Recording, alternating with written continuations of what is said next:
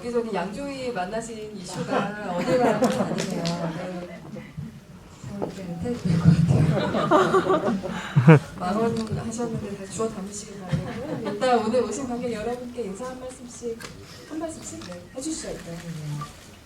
일단 춘몽도 꽤 오래전 얘기인데 여러분들께서 이렇게 직접 이 영화를 선택해 주셔서 너무 감사드리고요. 저도 이번 기회에 부산국제영화제에서 춘몽을 다시 한번 이야기할 수 있어서 개인적으로는 굉장히 기쁘고요. 장 감독님께서도 이 자리에 참석을 하지 못하셨지만 굉장히 좋아하셨다는 얘기를 들었습니다. 네, 장유 감독님도 끝까지 참석을 하시려고 스케줄을 진짜 다방면으로 조율해 보셨던 걸로 알고 있는데 일단 장유 감독님이 꼭 관객 여러분들과 함께 하고 싶어 하셨다는 얘기를 대신 전하면서 시작을 하겠습니다. 춘몽 이야기 본격적으로 시작하기 전에 양조위 얘기 좀만 해보죠. 그럴까요? 네, 다들 궁금해하시잖아요. 네. 저녁 식사에서 일단 어떤 일이 있었는지, 양조위와 그 윤곽춤은 어땠는지, 그가 어떤 이야기들을 하셨는지, 뭐 이런 이야기들을 좀 풀어주시기 바랍니다.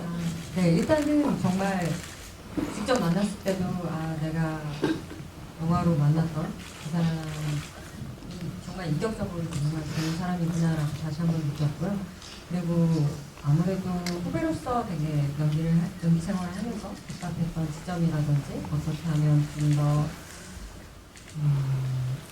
보다 나은 연기들을 보여줄 수 있는지 뭐 이런 여러 질문들을 저희가 쏟아내듯이 던졌어요. 근데 부모님께서는 되게 쑥스러워하시면서 얼굴이 빨개지시면서도 본인의 이야기가 다는 아니겠지만 항상 마음이 시키는 대로 하려고 노력을 하고 마음이 이끄는 대로 하려고 노력을 한다라는 얘기를 하셨는데 결국에는 어떤 선택을 할 때 가장 중요한 선택을 할 때는 머리보다는 마음이 당연히 앞서게 되는 것 같다라는 생각도 들더라고요. 저도 여지껏 그런 의미에서 그런 부분에서 저도 나쁘지 않은 선택들을 했다라는 좀 확신들이 뭔가 너도 그렇게 틀리진 않았어 확인받는 그런 느낌이 들어서 되게 좋았고요. 그리고 그분의 안광은 정말 엄청나더라고요. 말씀하실 때마다 꼬박꼬박 그분이라고 하시는 게 참 웃겨요. 근데 양 선배님 하기도 좀 그래요. 네, 뭐 양조위 배우 이렇게 하실 수도 있는데 꼭 그렇게 하시더라고요. 네, 그분만 네네. 예리 씨만의 그분 양조위 선생님은 지금 부산을 뒤집어 놓고 돌아가실 예정이고요. 춘몽 오늘 오랜만에 보시니까 어떻게 생각되시는지 굉장히 궁금해요. 처음 볼 때도 재미있는 영화라고 생각했는데 오랜만에 이 영화 다시 보니까 저도 굉장히 재밌다고 생각했고 생각보다 이 영화가 느리지 않다 이런 얘기를 나눴었죠. 느리지 않았어요. 생각보다 느리지 않았고 그리고 생각보다 너무 웃긴 거예요. 여기 나온 사람들이 다 웃기더라고요. 약간 이 영화를 너무 진지하게 보는 관점에서 약간만 벗어나면 정말 재밌게 볼 수 있는 영화이고 장유혁 감독님만의 위트가 정말 넘치는 영화이거든요. 그래서 감독님 스스로도 내가 만든 가장 상업적인 영화다라고 얘기를 하셨었어요. 그래서 예리 이번에 흥행을 할 수 있을 것 같아요. 이런 얘기를 하셨어요. 그런 얘기를 할 정도로 본인께서는 되게 즐겁게 재밌게 촬영한 영화이기도 해요. 흥의 기준이 세간의 기준과는 좀 다르신 것으로 춘몽의 영화가 뭐 인물들이 재미있다 이런 식으로 표현을 해주셨지만 사실 뭐 답이 없죠. 답 없는 인물들끼리 지금 무언가 아름다운 꿈을 꾸고 있는 영화라고 표현할 수도 있을 것 같은데 여러 작품들이 있잖아요. 예를 들면 필모그래피에 지금 저기 써주신 것처럼 어느덧 데뷔한 지 15주년이 됐어요. 그만큼 많은 필모그래피가 쌓여있는데 모든 작품이 사실 소중하죠. 뭐 데뷔작은 데뷔작이라 소중하고 뭐 상을 받았던 작품은 또 그래서 조금 더 각별한 것들이 있고 뭐 이럴 텐데 춘몽이라는 작품은 다른 작품에 비해서 이런 점이 나에게 조금 의미가 있는 것 같다, 소중한 것 같다라고 생각되는 지점이 있나요? 춘몽을 찍으면서 이제 장혁 감독님의 스타일일 수도 있는데 가장 문학 작품 같은 느낌이었어요. 저한테는. 그리고 가장 어떤 함축적인 표현들을 계속 제가 하고 있다라는 느낌이고 그리고 저는 연기를 한다는 느낌보다 조금 더 춤을 추고 있다는 느낌을 가장 많이 가졌던 그랬던 영화 중에 하나였어요. 춤을 추고 있다라는 느낌은 구체적으로 어떤 거예요? 실제로 춤을 추는 장면이 있긴 하지만 그걸 얘기하는 건 아닌 것 같으세요? 네네. 네. 감독님의 디렉션이나 뭔가 이 안에 있는 모든 사람들이 되게 굉장히 분명하게 움직이진 않아요. 그리고 어떤 한 가지 주제로 저희가 달려가는 느낌이 있는 것도 아니고, 그리고 뭔가 이 사람들은 수색 어딘가를 계속 떠들고 머물고 있는 느낌이 계속 지속이 돼요. 게다가 이제 흑백 영화이고 하다 보니까 뭔가 감독님이 디렉션을 할 때도 아주 구체적인 어떤 디렉션보다는 이 분위기의 뉘앙스라든지 아니면 전체적으로 우리가 무슨 이야기들을 좀 했으면 좋겠는지 그런 느낌에 대한 이야기들을 많이 해줬어요. 그래서 저는 굉장히 모호한 것들을 표현해내는 느낌이어서 다시 뭔가 춤을 추고 있는 느낌이었어요. 무용을 할 때 약간 무용수로서 춤을 출 때 그런 느낌을 많이 받거든요. 뜬구름 잡는 느낌이 약간 있는데 뭔가 장유일 감독님과 할 때 그런 기분을 받으면서 다시 춤을 추고 있는 느낌도 되게 들었고, 그리고 그래서 저는 또 오랜만에 굉장히 재밌게 느껴졌어요. 뭔가 내가 느낀 대로 그걸 표현하면 되잖아요. 감독님이 머리에 생각하는 대로 표현하는 게 아니라 감독님이 말하는 거 그냥 제가 느낀 대로 표현하면 되니까 그게 좀 더 재밌었던 것 같아요.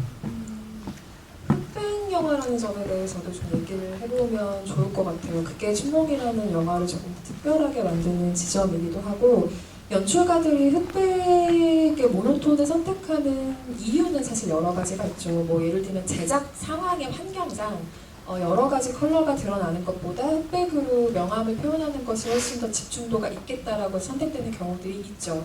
최근에도 사용되는 방식이죠. 이를테면 이준익 감독의 자선호보 같은 상업 영화에서도 활용이 되는 방식이기도 한데, 근데 이 흑백 영화의 질감이라는 건 왠지 우리에게 굉장히 시네마틱한 무언가 영감을 주기도 하고, 굉장히 흑백 영화는 컬러 영화와는 다른 어떤 질감, 깊이감, 뎁스 이런 것들을 우리에게 안겨주는 특별한 화면이라는 생각이 들어요. 배우들에게도 사실은 흑백 영화는 좀 독특하고 아무나 필모그래피에서는 가지기 조금 어려운 형태의 재질이기도 하죠. 그래서 이 흑백 영화라는 지점에 대해서는 어떤 감흥이 있어요? 이 영화의 질감에 대해서?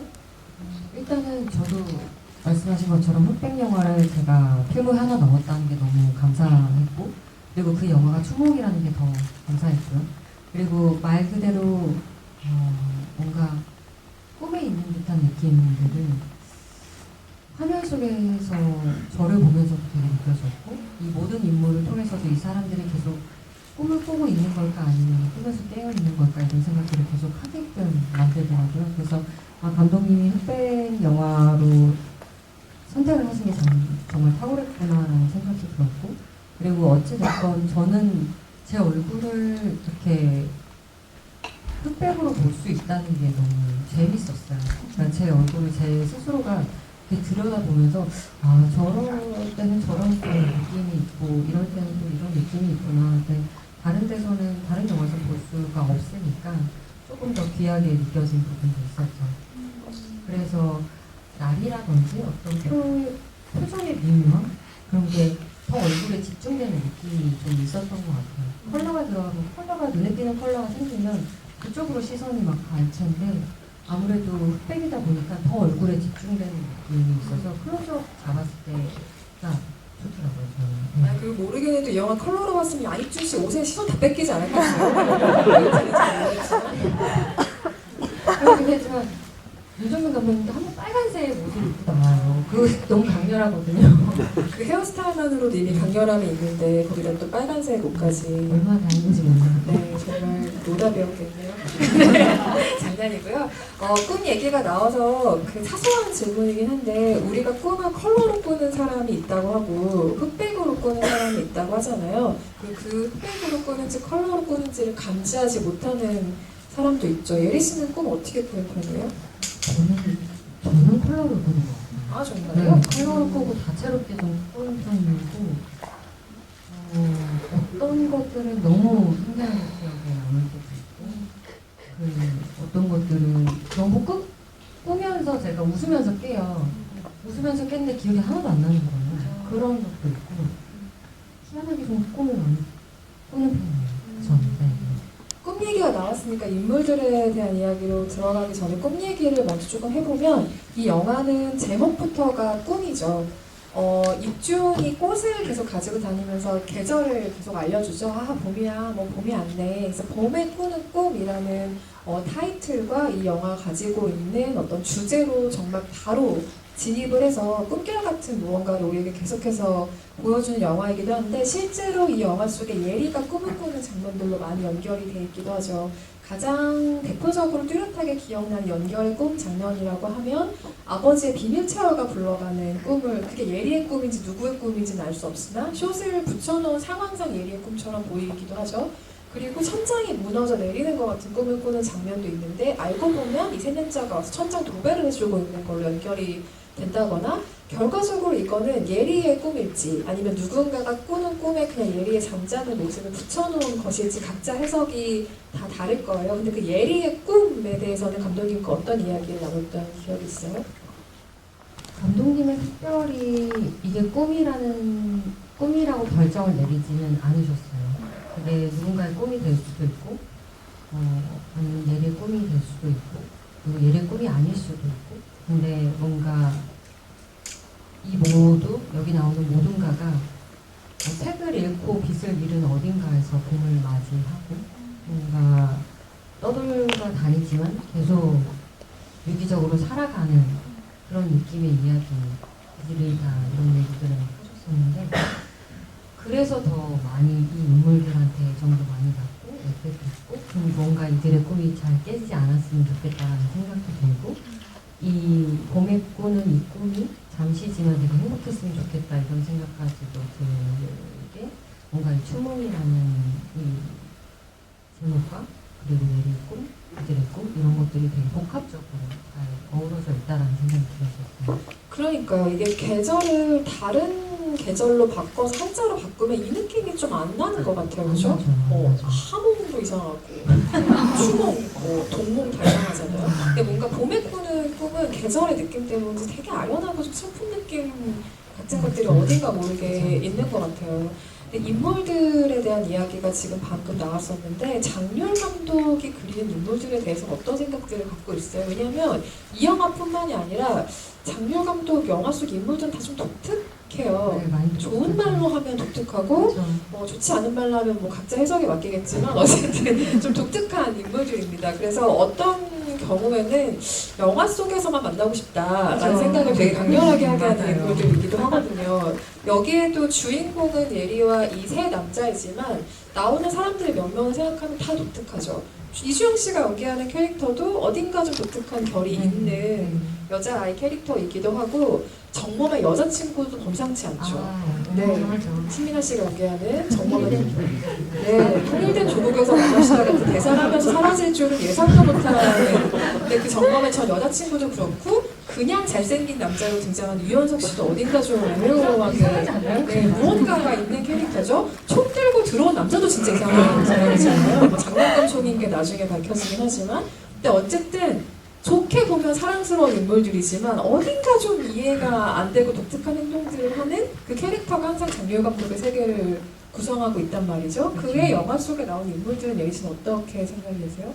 다 하나같이 다 되게 일단 감독님이 사람을 좋아하는구나라는 생각도 되게 많이 들었고요. 그리고 감독님 스스로가 외로움을 많이 타셨었구나라는 생각도 들었어요. 왜냐면 다 인물들이 저마다의 외로움을 갖고 있고 그리고 저마다의 슬픔도 갖고 있고 그리고 부족하지만 그거를 서로가 서로 알고 채워주려고 되게 노력을 해요. 그게 조금 폭력적일 때도 있고 조금은 좀 삐뚤어질 때도 있고 이렇지만 그래도 어찌됐건 그 사람이 없으면 계속 살피죠. 그 사람이 왜 없는지 그 사람에게 무슨 일이 있는지 그런 식으로 되게 사람에게 애정이 많다라는 느낌이 들었어요. 그리고 누구 하나 감독님 영화에서 완벽하게 나오지 않는데 그게 또 되게 큰 매력인 것 같아요. 사람은 누구나 다 사실 완벽하지 않잖아요. 서로 좀 생긴다고 얘기하시면서 생각했는데 이 영화 마지막 대사도 그렇지 않아요? 정범이 어딨나 찾아봐 뭐 이런 대사 아니었나요? 네, 맞아요. 예리라는 인물도 가만히 보면 진짜 문제적인 인물이에요. 아주 삐뚤어졌죠. 네, 겉과 속이 조금 다른 인물인 것 같고 되게 친절하지만 사실 획 돋대 표정을 보면 눈에 영혼이 없죠. 되게 말만 친절하게 하는 인물이기도 하고 예리라는 인물을 연기하면서 근데 되게 즐거웠다면서요. 저는 너무 재밌었어요. 이 예리라는 인물이 가만히 보면 말은 따뜻하게 하는데 행동은 그렇지가 않아요. 그러니까 말을 따뜻하게 하는 것도 아니고 그냥 말을 적당하게 하는 타입의 사람이었고 무언가에 굉장히 지쳐있는 상태예요. 아버지가 아픈 것도 그렇겠지만 그 전에 어머니의 죽음도 있었고 모든 것들이 힘든 상태고 자신의 이제 죽음도 받아들여야 되는 상태가 되면서 굉장히 많이 지쳐있는데 그 지쳐있는 게 드러나기보다는 그냥 은연중에 뭔가 비춰지는 정도이고 그런 모습들이 되게 예리를 묘하게 재수없게 보이게 하는 게 있더라고요. 근데 그런 게 저는 연기하면서 되게 재밌었어요. 아직 춘몽을 하기 전까지는 그런 캐릭터를 제가 맡아본 적이 없어서 이 여자 묘하게 되게 매력적이다라는 생각이 들었고 그치 사람이 이렇지 그래도 이 와중에도 예리는 참 잘 자랐네 라는 생각도 들었고 많은 이 세 남자들이 예리에게 의지하는 것처럼 보이지만 예리가 가장 많이 의지하고 있는 것처럼 좀 느껴졌어요. 저는 그 장면이 진짜 인상 깊었어요. 이 사람이 정말로 일상적인 피로와 화와 감정이 구별되지 않는 무언가 속에서 진짜 살아가는 사람이구나라고 생각했던 게 아버지를 이렇게 욕조에서 씻기는 장면이 있잖아요. 근데 아버지는 예리한테 아무 도움도 못 줄 게 너무 당연하잖아요. 몸으로 못 움직이는 사람인데 근데 이 사람이 왜 이렇게 안 도와줘라는 얘기를 한단 말이에요. 이 아버지한테. 그래서 머릿속으로 얘가 지금 무슨 얘기를 하는 건가라고 그 영화를 바라보고 있을 때쯤에 이 사람을 그냥 두면 너무 위험할 걸 너무 잘 알잖아요. 간병을 계속 해왔으니까. 그럼 정말 휙 돌아선단 말이에요. 그러면서 가게에 가서 그 가게에 온 주영에게 왔어? 라고 너무 아무렇지 않게 대하다가 갑자기 정신 차리고 욕조로 다시 돌아가는 장면이 있잖아요. 이 연결이 사실은 이 사람이 매일매일 이렇게 살아왔을 거라는 사이클의 되게 단면 같은 거예요. 저는 그 장면이 굉장히 인상적으로 예리라는 인물을 보여주고 있다고 생각하거든요. 예리 배우가 생각하기에 이 예리라는 캐릭터가 가장 잘 드러난 장면은 뭐라고 생각해요? 저는 오히려 딱 맨 처음에 얘가 등장하고 아버지한테 물을 가져다 주는 장면이 있어요. 먹으라고 얘기를 하면서 이따가 또 오줌 쌀 거잖아 이런 얘기를 하면서 안 먹어? 안 먹어? 알았어 하고선 말은 알았다고 하고 괜찮다고 하는데 물통을 아빠한테 탁 던져요. 그래서 이 사람이 행동하고 말이 다르구나 라는 생각이 들었고 지금 이런 식으로 짜증을 표현하고 있구나 라는 그런 느낌을 받았어요. 제가 연기를 하면서 예리는 이런 사람인가? 이러면서 연기를 했던 기억이 나는데 그때가 제가 처음으로 예리를 느꼈던 그런 장면이었었던 것 같아요. 본인의 표현에 의하면 그게 굉장히 묘하게 재수없는 부분이에요. 제 표현이 아닙니다. 본인이 쓰신 표현이에요. 가장 좀 슬프게 생각되는 장면이 있냐고 물었더니 되게 의외의 장면을 얘기하기도 했었어요. 저는 이제 전신주의 매니처럼 이렇게 붙어 있는 장면이 되게 슬펐는데 뭔가 삶의 의지, 살고 싶어하는 욕망과 의지가 되게 직접적으로 표현됐다라는 생각이 들었어요. 그 전까지는 예리가 그런 이야기를 하거나 얘기를 하거나 절대 그러지 않았는데 뭔가 행동으로 정확하게 보여주는 장면이 였던 거죠. 거기에 매달려 있으면 뭔가 내가 하루라도 더 살지 않을까? 그런 생각들을 아니면 내가 살아갈 수 있지 않을까? 이런 생각들을 예리가 했던 것 같아요. 이 영화는 얘기한 것처럼 좀 되감기의 영화이기도 해요. 무슨 얘기냐면 마지막에 컬러로 바뀌면서 예리의 영정사진이 등장하면서 굉장히 우리가 놀라게 되잖아요. 근데 그 장면부터 거꾸로 되감아 보면 이 사람이 왜 그런 말을 했고 왜 그런 행동을 했는지가 이해가 되기 시작하는 거예요. 죽음을 앞두고 있는 사람이었구나. 어쩌면 죽음을 준비하고 있는 사람이었구나. 다 받아들이는 체념의 정서가 있는 사람이었구나라는 걸 되짚게 되고 영화의 형식적으로도 그렇죠. 중간에 이 지금 포스터 장면에도 있지만 옥상을 바라보다가 수색의 어떤 그 풍경들을 바라보다가 예리가 혼자 갑자기 빙글빙글 춤을 추기 시작하죠. 그러다가 카메라가 예리의 시점으로 바뀌고 돌다가 이 남자들이 있던 공간으로 바라보면 아무도 없죠. 그때 크레딧이 올라가요. 그러면 보통 관객은 그때 영화 끝난 순간으로 인지를 하게 되죠. 영화가 끝나면 우리 다시 그 영화를 복귀하게 되잖아요. 그러니까 계속 이 영화는 무언가를 되감아서 생각하게 만드는 영화이기도 한 것 같아요. 형식 자체도 그 형식을 빌고 있다는 생각이 들고요. 그게 시나리오로 읽혔을 때는 어떤 느낌이었을지 굉장히 궁금해요. 제가 이 영화의 시나리오는 보지 못했는데 그런 느낌들이 아주 세세하게 설명이 된 시나리오였을지 아니면 조금 더 풍성하게 의미를 내가 넣어서 상상할 여지가 많은 시나리오였을지도 궁금하고요. 사실은 시나리오에서는 그런 거를 다 알지는 못했어요. 왜냐면 감독님께서도 이렇게 그런 부분까지 이거를 다 적어놓지는 않으세요. 본인이 오히려 갖고 마음에 담아두거나 머릿속에 담아두거나 하는 게 훨씬 더 많으시고, 그리고 순간 어떤 게 떠오르면 그걸 다시 찍기도 하세요. 그래서 순간순간이 정말 작업을 하고 있구나라는 느낌이 들게끔 정말 영화 작업을 했었고, 시나리오보다 내가 더 좋은 작품들을 지금 하고 있구나라는 생각이 들었고, 이 전에 제가 필름시대의 사람이라는 작품으로 이제 장윤 감독님을 먼저 만났었는데, 그분과 그 작업을 안 했다면 이 영화를 시나리오를 보면 아마 선택하지 않았을 수도 있겠다라는 생각을 했었어요. 그게 정말 천운이라는 생각도 들었었어요. 왜냐하면 감독님과 했을 때 감독님이 그 말하고 알려주고 하는 그런 것도 너무너무 재밌는 거예요. 같이 작업하는 게. 근데 시나리오는 사실 그렇게까지 구체적으로 그게 표현되어 있지는 않아요. 근데 영화를 하는 순간순간 이제 작업 현장에서는 그게 굉장히 차곡차곡 쌓이는 느낌이 확실하게 있거든요. 인물로부터 이야기를 출발시키는 연출가도 있고 다른 작은 어떤 사건으로부터 출발시키는 연출가도 있는데 장유열 감독은 공간에서 캐릭터를 출발시키는 감독이라는 생각이 많이 들어요. 이 영화도 수색이라는 공간이 굉장히 중요하기도 하고 아예 어떤 도시 하나가 중심이 돼서 이야기가 펼쳐지는 경우들도 굉장히 많죠. 아까 제가 이 영화의 되감기의 영화라는 표현을 썼는데 수색이라는 공간 자체가 그러잖아요. 뭔가 좀 과거의 무언가를 계속 되새김질하게 만들기도 하고 분명히 내 눈앞에 있는 현재가 있는데 한 발자국만 뒤돌아가서 뒤쪽을 바라보면 완전히 시간이 멈춰있는 것 같은 느낌을 주는 공간이기도 하죠. 이 이야기가 수색이 아니었다면 전혀 다른 이야기, 전혀 다른 인물이 됐을 거라고 어느 정도 저는 확신해요. 감독은 이후에 후쿠오카라든지 한국이 아닌 다른 지역을 배경으로 이야기를 또 펼치기도 했었죠. 네. 이 수색이라는 이 공간들이 진짜 철거가 막 되고 있었어요. 그래서 어떻게든 여기가 다 철거되기 전에 빨리 찍어야 된다라는 저희 목표가 있었고, 그리고 너무너무 그 공간들이 아까워졌어요.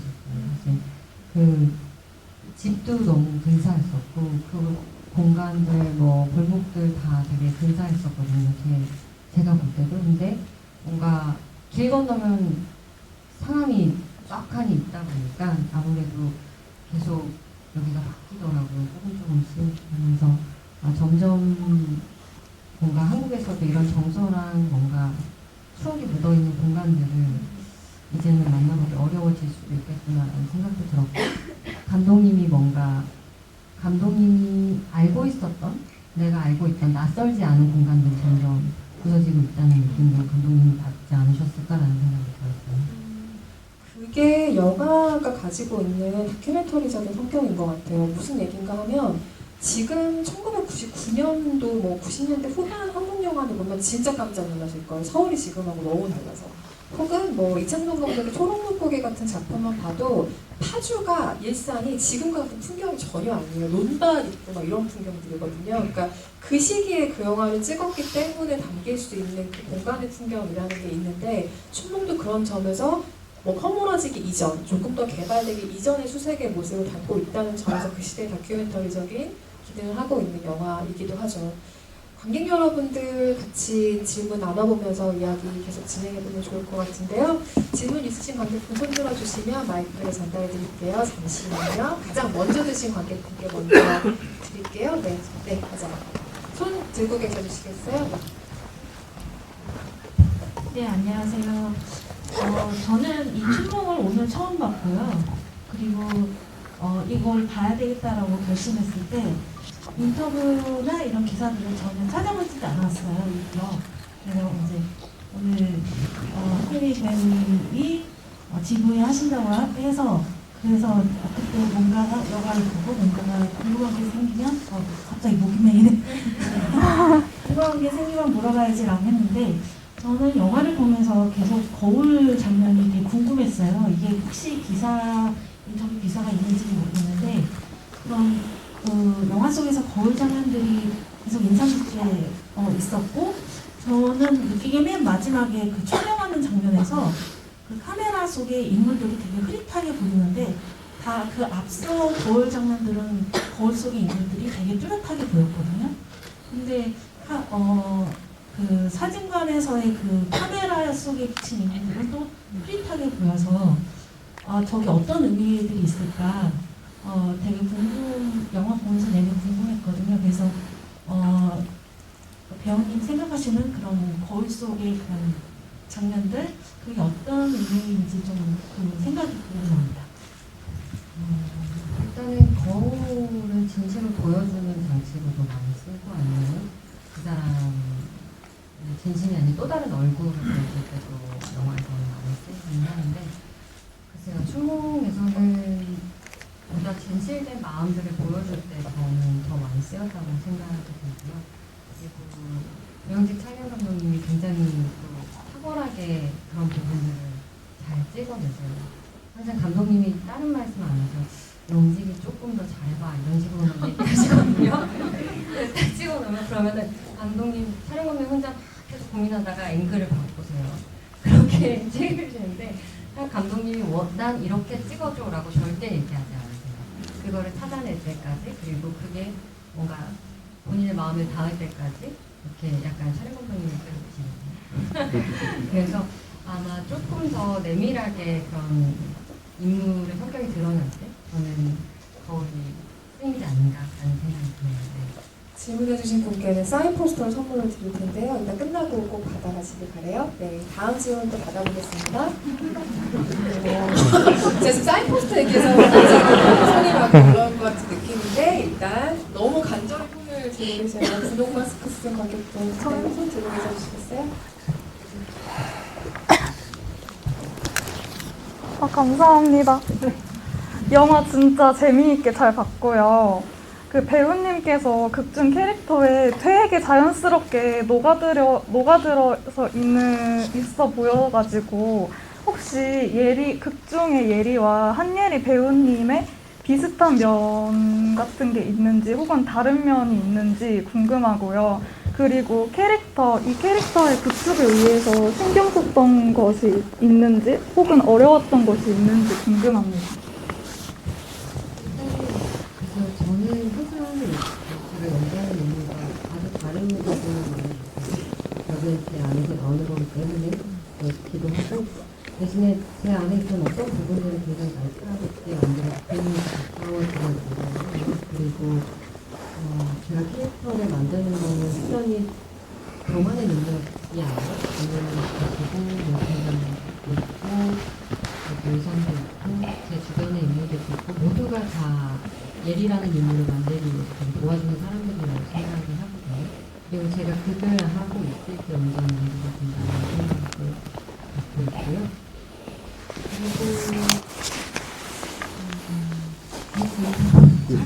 구축할 때 조금 더 신경 쓰셨던 부분을 여쭤봤는데 그 질문에 대한 답을 지금 해주신 것 같고 그 예리와 닮은 면이 있는지에 대한 이야기 해주셨는데 여기서 장면 감독님과 얘기하면서 반영된 대사가 있어요.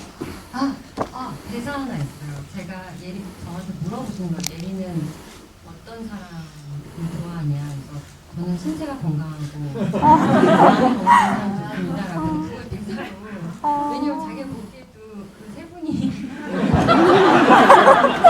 아시는 거 아니죠? 알겠시죠? 그래서 뭔가 너무 적절한데 라고 생각하셨는지 실제로 그렇게 그 대사를 이렇게 만들어주셨어요. 그래서 재밌다라고 생각이 들었고 뭔가 그 말을 하는 예리도 굉장히 니들은 아니야 라는 미안하지만 뭔가 그런 느낌이 있어서 재밌었어요. 감사합니다. 예리 씨랑 닮은 면이 있죠. 네, 사실 많이 있는데 그 가장 닮지 않은 면이라고 하면은 앞뒤가 다른 사람은 아닌 것 같아요. 그러니까 여기서는 뭐 뭐 우유 마셔라고 아빠한테 친절하게 얘기하지만 확 불어서는 눈물이잖아요. 그렇진 않아요. 우유를 주기 싫으면 안 주는 타입이에요. 얘기하세요. 그럼 세 분 다 조용히 하실 그냥 하시는데 다 각자 너무 귀엽고 각자 정말 배우로서 이게 뭔가 이 작품에 누가 안 되려고 최선을 다하셨어요. 그래서 그 모습이 너무 좋았고 그리고 영화를 세 분 다 진심으로 사랑하고 계시는 분들이라는 걸 다시 한번 느낄 수 있어서 너무 좋았고요. 그래서 누구랑 제일 잘 아니죠. 누구 받았겠어요, 누가.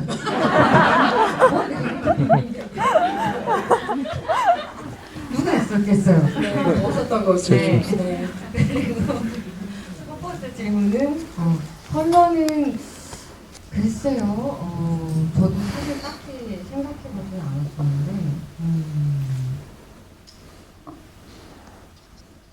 만약에 단 한 장면이 있다면 그 세 사람이 이제 밖에서 기다리고 있고 예리가 이렇게 휙 들어갈 때가 있어요. 그게 스틸로도 있고 포스터로도 만들어졌는데 그 장면 한 컷을 컬러로 보았죠. 네. 그 이유는 잘 모르겠어요. 컬러로 보면 되게 더 매정해 보일 것 같아요. 네. 땡. 왔어? 이렇게 들어가는. 네, 다음 질문도 받아보겠습니다. 두 번째 줄에 계신 관객분이요. 네.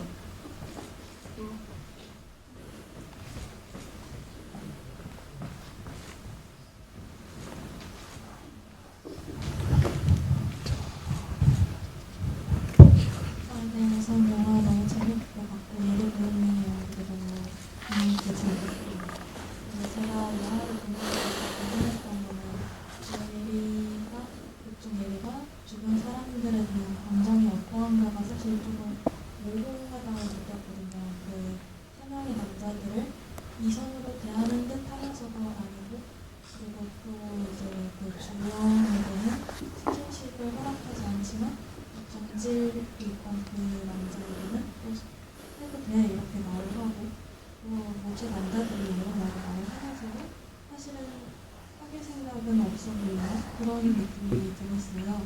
그래서 혹시 예리 배우님이 연기를 하실 때 이 세 캐릭터를 어떻게 대하는 마음으로 연기를 하셨는지 궁금합니다. 저는 우선은 그 세 사람은 가족에 가깝다라는 느낌이지 않았을까라는 생각이 들었어요. 게다가 양익준 배우님이 연기하신 입주는 가장 의지가 많이 된 사람이었을 것 같고 그리고 가장 아버지 같으면서도 가장 큰 오빠 같고 뭔가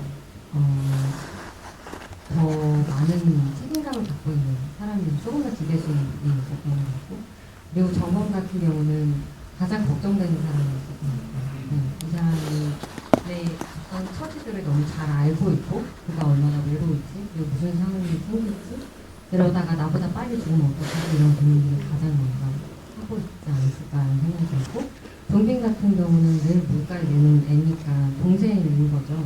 그러니까 동생한테 너그러워질 수 있을 거라고 생각했어요. 그가 어떤 의도를 가지고 얘기해도 그게 굉장히 순수한 의도이기 때문에 나쁜 게 아니기 때문에 충분히 그럴 수 있을 거라고 생각을 했고 주연 같은 인물은 오히려 정말 진심으로 다가오는 사람이기 때문에 이 사람에게 내가 뭔가 책임질 수 있는 뭔가를 해줄 수가 없는 상황인 거죠. 나는 죽음을 앞두고 있는 사람이기 때문에 그렇기 때문에 저는 이 사람에게는 오히려 더 조심스럽고 미안하다고 말할 수밖에 없는 상황이지 않았을까라는 생각을 했어요.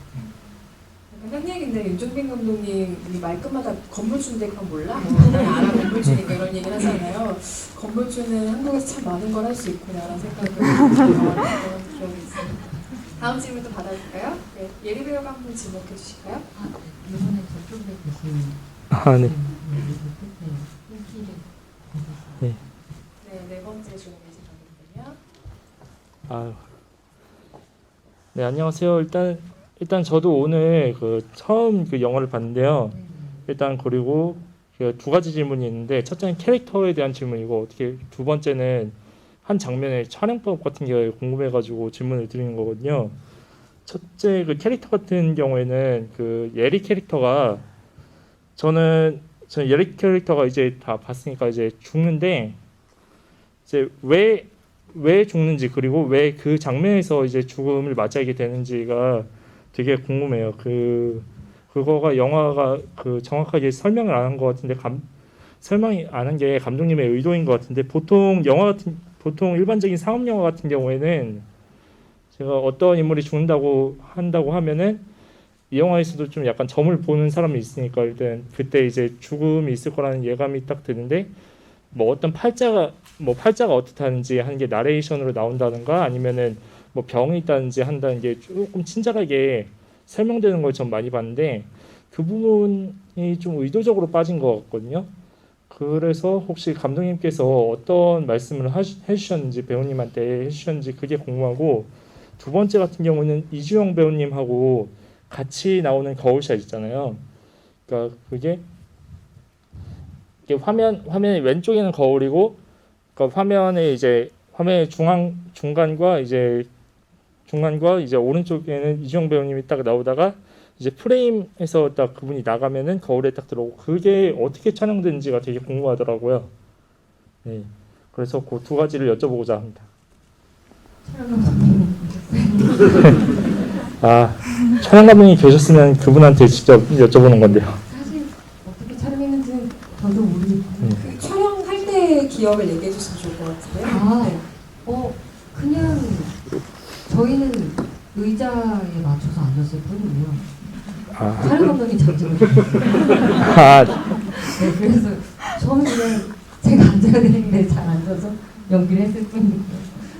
감독님 너무 잘 찍어주셨고 그리고 그게 거울씬이니까 아까 이 배우가 답했던 것과 연결되는 네. 거기도 한 것 같아요. 굳이 그렇게 찍은 이유는 어쨌든 주영에게 솔직하게 무언가를 털어놓고 싶은 장면이었기 때문에 거울씬을 촬영했을 수도 있죠. 그렇죠. 그 장면에서 어쨌건 주영의 마음을 내비치게 솔직하게 내비치는 장면이었고 저도 그런 주영이를 왜 못 받아들이는지는 말하지 못하지만 왜 이래가 아니라 미안하다고 얘기를 하잖아요. 그런 장면들이 각자의 솔직함이 묻어났던 장면들이라고 생각을 하고요.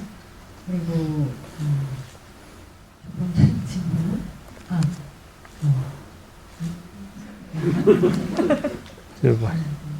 첫 번째 질문 죄송한데 뭐였죠? 죽음이요. 아 맞아. 네. 예리가 왜 죽는지, 네. 왜 그 장면에 죽는지. 그 장면에서 감독님께서 굳이 죽음에 대해서 설명을 그렇게 안 하신 이유는 죽음이라는 게 사실은 어떤 식으로든 설명이 불가능한 부분도 있고 제가 생각하기에는 그리고 감독님께서도 그때 그러셨던 것 같아요. 언제 어떻게 찾아올지 모르는 거라는 식의 얘기를 하셨었어요. 그거에 대해서 너무 공감했고 감독님이 이런 식으로 표현을 하시는구나 라고 생각을 했고 아마 그 뛰쳐나갔을 때 죽진 않았을 거라고 생각해요. 저는 제 개인적으로는. 아니면 그때 죽었을 수도 있어. 그건 아무도 모르죠. 감독님도 그걸 구체적으로 알려주고 싶어 하진 않았어요. 왜냐 누군가의 생각을 맡고 싶진 않다고 하셨었거든요. 그래서 지구에서도 그런 얘기를 하신 적이 있었어요. 그리고 예리는 계속해서 그런 얘기를 하잖아요. 엄마가 간암으로 죽었다는 얘기도 하고 아빠를 닮아서 휠체어에서 이러고 살고 싶진 않다라는 얘기를 하는데 아마 예리도 간암이었을 거라고 저는 생각을 하고요. 그리고 생각보다 진행이 굉장히 빠른 상태였을 거라고 생각을 해요. 네.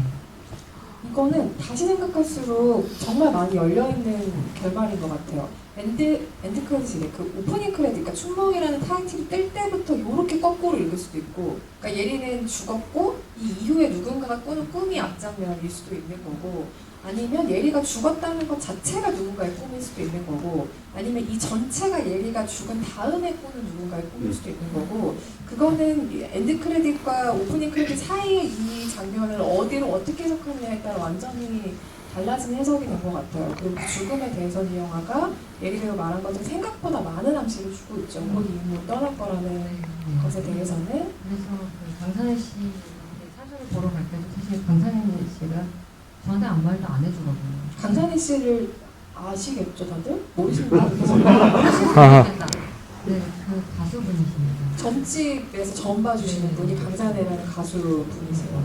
하고 지금 고개 끄덕이시는 분이 있습니다. 네.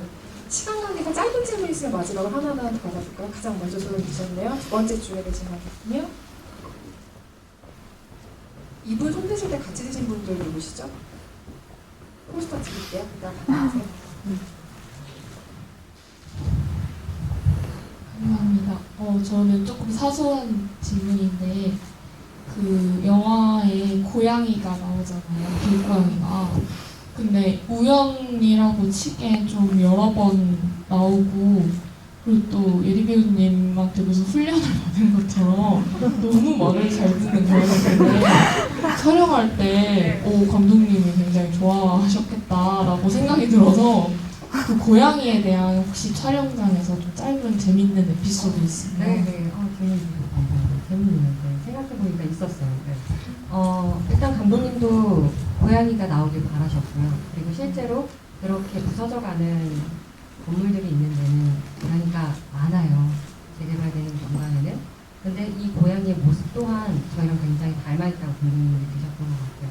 그래서 그 떠돌이 고양이들한테 밥을 주시는 분들이 있었어요. 네, 그 밥을 주시는 할아버지 분이 계셨는데 며칠 그분을 따라서 밥을 줬었어요. 네, 그래서 그 고양이가 낯설어하지 않도록 좀 가까이 올 수 있도록 제가 몇 번 밥을 따라다니면서 줬었어요. 그래서 조금 더 친밀하게 느껴졌던 것 같아요. 워낙에 그리고 애묘인이기도 해서 네. 고양이 다루는 법을 잘 알고 있어요. 뭐 같이 반려묘를 키운 적도 있고. 네. 지금 더 많은 질문을 시간상 받지 못해서 너무 죄송하고요. 포스터 받아가시기로 한 관객 여러분들 끝나고 나오셔서 포스터 꼭 가져가시길 바라겠고요. 옛날 영화를 다시 추억하면서 얘기할 수 있다는 점이 되게 재미있는 것 같아요. 신작을 얘기하는 것도 좋지만 지나간 기억들을 되짚는 것도 영화 작업이 되게 특별한 점 중에 하나죠. 오늘 오신 관객 여러분들께 끝인사 한 말씀 해주시고 자리를 마무리하겠습니다.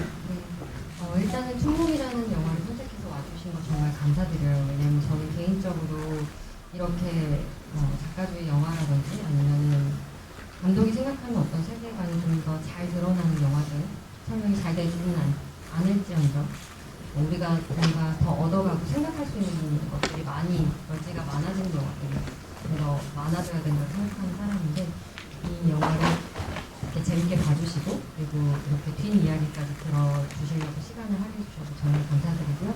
저도 앞으로 더 좋은 작품들로 인사드릴 수 있도록 노력하겠습니다. 여러분 코로나 지나서 이렇게 마스크 없이 여러분들 만나기를 뵙게 돼서 너무 반갑고요. 그때 많이 사랑해주시면 좋겠습니다. 건강하세요.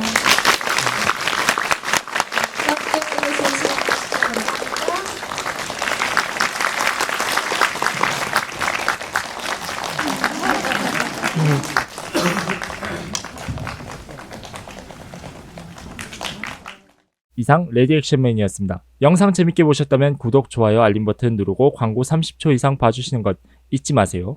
잊지 말고 기억해줘.